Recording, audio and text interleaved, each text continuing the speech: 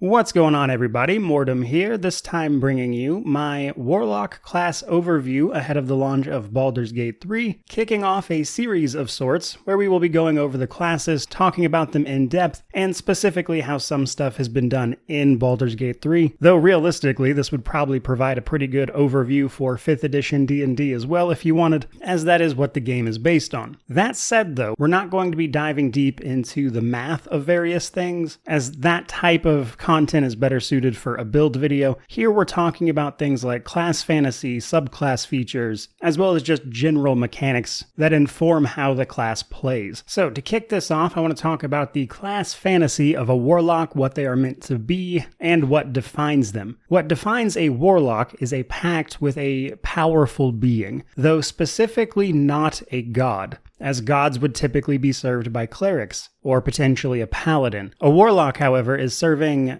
beings that would not typically be served by things like a cleric or a paladin. Things to think of in this way would be archfey, great old ones, or fiends, which just so happen to be the subclasses for Baldur's Gate 3, but there are others as well. The most common by far, though, is the fiend, or a devil usually. And these particular pacts often have to do with turning a person evil or leading them astray so their soul winds up in hell. But if your pact is with something like a Great Old One, the reasons the pact exists or what the Great Old One is even getting out of it can be much more obscure. So what defines a warlock is the pact they made with this being that's giving them the power. And while that will translate into all sorts of mechanical stuff we'll get into, from a roleplay standpoint, it's important to differentiate a few things. For starters, a warlock is not worshipping anything. This is a contractual agreement of some sort. The exact terms, especially in the tabletop version, are largely up to the player or the DM, but in a video game it's much more obscure than that. You can kind of headcanon whatever that pact is with yourself. But the long and short of it is, as long as you uphold your end of the bargain, you will keep receiving power from your patron, which mechanically would be like leveling up. Now, while people like to play D&D in a variety of ways and can do whatever at their own table, an important distinction about a warlock is that, at least according to Wizards of the Coast, once they've obtained power from their patron, it's not typically something that can be taken away. It's things that are more like knowledge gained or being taught how to do something. Now you just kind of know. But again, the specifics are down to you, but in a video game it's much more obscure than that. But as for your character's relationship with that patron, it can be many things. It can be antagonistic, it can be mutually beneficial, it can be quite literally a contractual agreement. But the key thing to remember is that a warlock's power comes from this pact and they are receiving it from their patron in the form of knowledge gained. So with that in mind, let's talk about some of the ways that power manifests itself into whatever it is that warlock happens to be doing. Now, a little bit of general info in terms of game mechanics. The primary attribute for a warlock is charisma,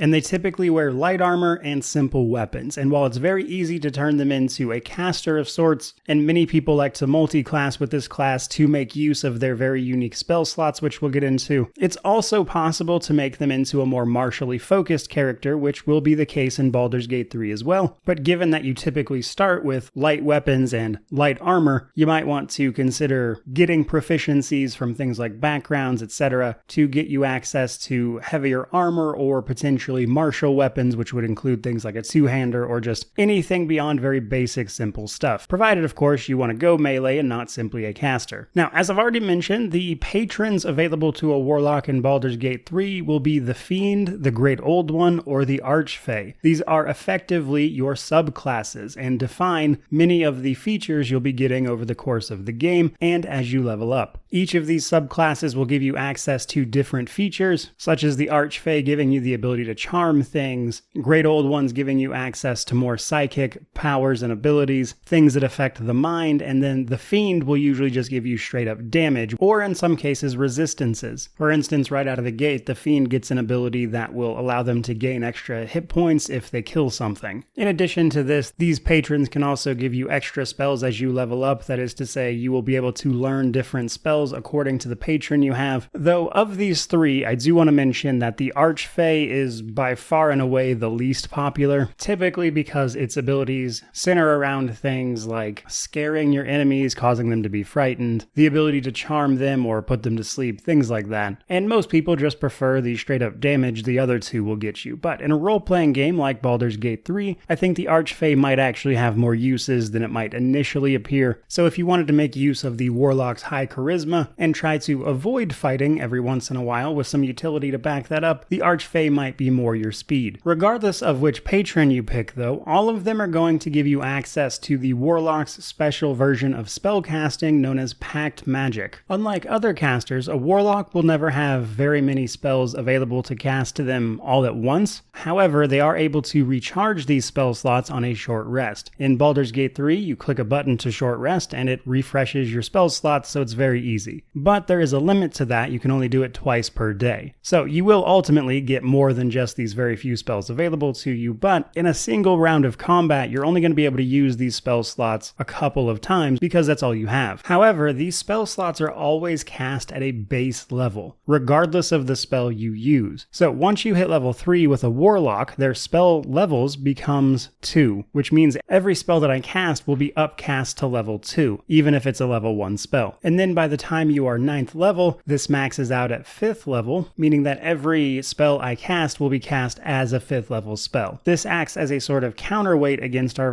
relatively limited amount of spell slots. However, while that might seem very limiting, even with the short rest option, it is worth mentioning that there are a lot of ways for a Warlock to get casts of a spell that don't actually cost them a spell slot, such as our Invocations, our Pact Boons, or potentially a Mystic Arcanum. To address those individually, Invocations are magical abilities that will either buff something you can already do, or give you an extra feature, such as, again, being able to cast something without expending a spell slot, or being able to resist something. Some Invocations are hidden behind prerequisites, that is to say, some of them require you to take on a specific Pact Boon, which we're about to talk about. In fact, these Invocations are what turn the Eldritch Blast cantrip a Warlock will have into, frankly, the best cantrip in the game, as one of them allows you to add your charisma modifier to the damage, which means your basic cantrip spell that won't take up spell slots becomes pretty damaging in most instances, and can be augmented further with other Invocations that will do things like push an enemy back, for instance. With the max level in Baldur's Gate being 12, you'll potentially be able to learn up to 6 Eldritch Invocations, which can provide some serious buffs to whatever it is you happen to be doing. But then we have our Pact Boon. Once we reach level 3 as a Warlock, you receive a gift, so to speak, from your patron. Now in early access, we only had access to Pact of the Chain, which will grant you the service of a familiar. But in the full version of Baldur's Gate 3, we will have 3 choices here, at least at a minimum, with the other 2 being Pact of the Blade and Pact of the Tome. I don't want to get into too much of what these do specifically because we already know they're house ruling at least what Pact of the Blade is doing. So to put it a little more simply, Pact of the Blade will allow you to make a pact with a weapon, which will, as you might imagine, make you more effective with using that weapon. Whereas Pact of the Tome grants you access to a small magical tome called the Book of Shadows, which normally allows you to cast more cantrips, which are level 0 spells, so to speak, that you can cast without using spell slots, and we'll see if they happen to do anything else there. But those are generally the type of things you can expect at level 3 when you get to take on your Pact Boon. Now the last thing I want to mention for the Warlock, as far as mechanics go, is the Mystic Arcanum. If you happen to bring your Warlock all the way up to level 11 and don't multi-class it into something, you'll gain access to Mystic Arcanum.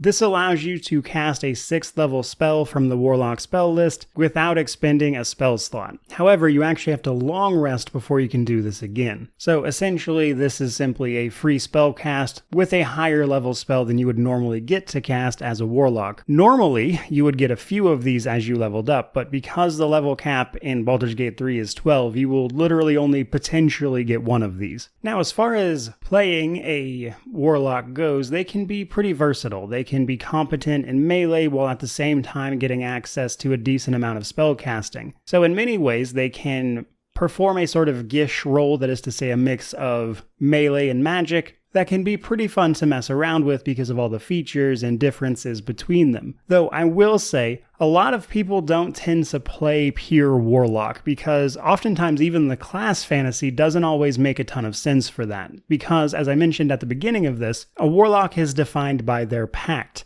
Once that pact is complete, depending on its nature, you could roleplay, so to speak, that you kind of just moved on to something else with your knowledge gained. And outside of it just being very easy to roleplay a Warlock into other classes with the completion of their pact, or vice versa, the taking on of a pact at a certain level in another class, just so happens to make this a very handy reason to justify multi-classing them, because Warlocks are a very popular multi-class choice because of the way some of their features work, specifically their spell slots. When interacting with another casting class, Warlock spells can be cast with the other caster's spell slots, or the other caster can use the Warlock spell slots, which can then be recharged on a short rest, which can be very handy for a spellcaster, at the expense of higher level spells known, which because of the low level limit, we don't know how that'll play out in Baldur's Gate 3. But oftentimes you'll see people use levels in Warlock specifically because of the unique features they're granted, like the Pact Magic and the Pact Boons. But as for me, I really enjoy Warlocks because it allows you to play a Gish character that doesn't just feel like two other classes kind of slammed together, which tends to be the case, while at the same time even providing a compelling case for role-playing around the way their pact actually works. So whether it be slinging eldritch blasts at people, swinging swords in melee, or reacting with hellish rebukes, Warlocks can do a little bit of everything. And their unique mechanics and role-playing is why they are my favorite 5th edition D&D class. So I hope you learned a little bit about them in this video, talking about what to expect from the class, some of their mechanics, how they play. But by all means, let me know what you think about it down in the comments section below. If you have any suggestions or things you'd like to add, by all means, throw them down there. But regardless of any of that, truly, just thank you so much for watching. I really do appreciate it. May you wander in wisdom and have an amazing day.